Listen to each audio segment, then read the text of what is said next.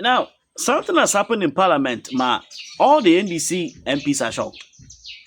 In a very 15 long video, no, one lady, I care that there was a video be at the DVLA boss, or called the committee of hearing, no. We'll be sending one question, one lady be. I'm sure you are getting the picture. One lady didn't be on tete a tete. It became more of a confusion. My lady no, and the lady was an MPP.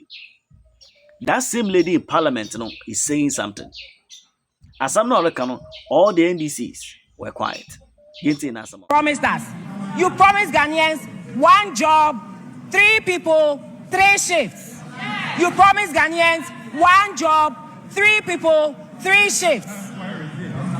Where is it? Clearly, Mr. Speaker, when you look at the funding in the budget, on one page it says 90 million. On another page it says 110 million. So this is what I'm speaking to.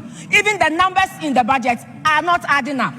Mr. Speaker, if this is dear to your heart and the theme of your budget is growth, jobs, and economic transformation, and the 124-hour economy which says 1 job, 3 people, 3 shifts, you are putting just 110 million or 90 million, then clearly you are just speaking to it and not actually making sure that it happens. Mr. Speaker, here we are, we claim, we all see the menace of Galamsey.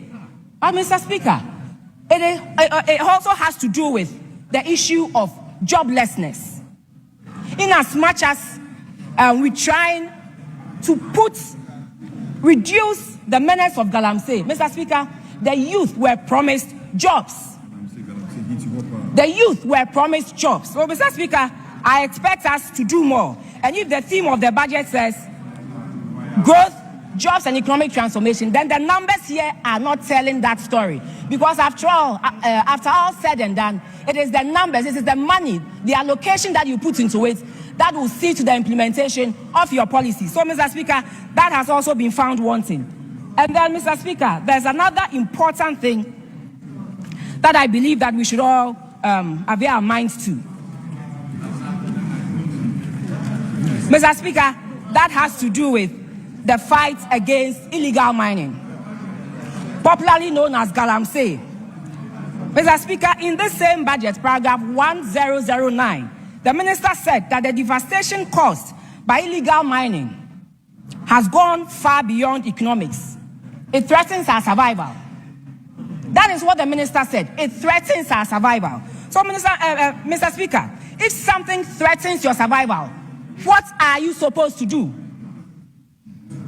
You are supposed to fight it to make sure you survive. And how can you fight it when with a ministry of 2.1 billion budget, you only give the agency to fight it 150 million Ghana cedis, Mr. Speaker? 150 million Ghana cedis out of the 2.1 billion budget given to the Ministry of Lands and Forestry. Mr. Speaker,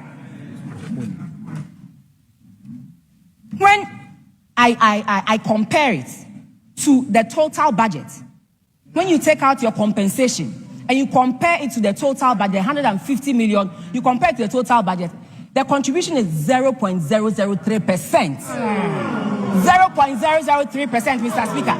So how can you say that it goes beyond economics and it threatens our survival? If you put such an amount in there, are you telling Ghanaians that you are fighting it, or you are just putting out words and playing with Ghanaians? Mr. Speaker, like I said, the Galamsey issue also has to do with jobs. And so we were thinking that beyond that, government was going to put some monies into the alternative livelihoods so that you can take them off the Galamsey and find some jobs for them to do. Mr. Speaker, in this same budget, you look at the monies that were allocated to the alternative livelihoods, just 35 million Ghana cedis. Just 1% of the 2.1 billion Ghana cedis under Ministry of Lands and Forestry. Now, Mr. Speaker, we all know, the minister has also quoted, that this threatens our survival. Our major rivers are recording very high turbidity levels, and which is far above the WHO guidelines for safe drinking water. Our rivers are polluted and they are poisoned. Mr. Speaker, the media reports that there's rising stillbirths, there's increased cancer and chronic diseases, farmlands rendered sterile, and fish stocks shrinking and malformed, Mr. Speaker. And so if you say that it threatens our survival, I don't expect you to put 0.003% of the total budget into something that threatens your survival. Mr. Speaker, the Galamsey menace is a war. If it's a war, then this budget, Mr. Speaker, this budget is telling us that it's like we are in a battlefield with plastic chairs instead of armors to fight and make sure we win this. Because if you send 150, which is 7% of the total budget of the Ministry of Lands and Forestry, and 0.003%, then clearly it is not a matter of survival. It is just a matter of words.